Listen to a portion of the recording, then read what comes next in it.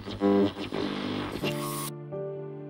current economic framework, which was predicated on the belief that lowering taxes, liberalization, financial market liberalization, trade liberalization, would lead to faster economic growth and to everybody's well-being increasing, we've now realized that those ideas were wrong. I'm Joseph Stiglitz. I teach at Columbia University.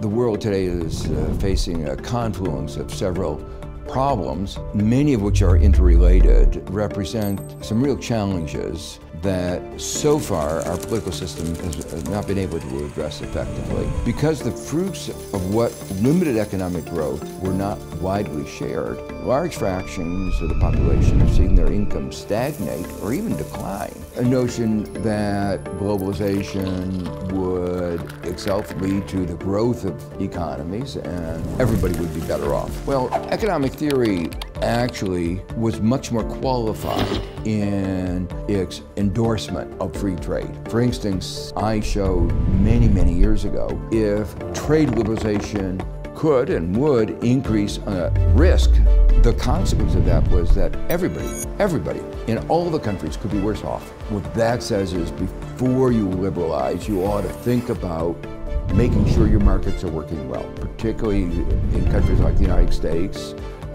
Those who were pushing for liberalization at the same time opposed assistance that would have helped people make the adjustment.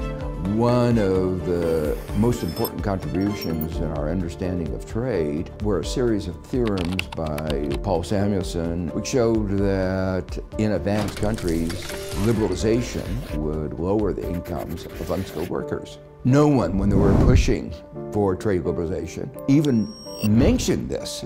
Markets are not, in general, efficient. We've known that markets are neither efficient nor stable, and yet policymakers and many economists proceeded as if, quote, economics taught us that markets were always efficient and stable. I mean, if everybody's against it, why is it proceeding? Well, there's a very easy answer. It was a corporate agenda. It was an agenda that had the effect of lowering wages, driven mainly by the desire to increase profits. You see that vividly in, for instance, the intellectual property agenda, increase the profits of big pharma at the expense of access to life-saving medicines all over the world. We didn't provide the social protection that we should have provided. If we're going to really have sustained economic growth based on globalization, we need to rewrite the rules of globalization. We have to have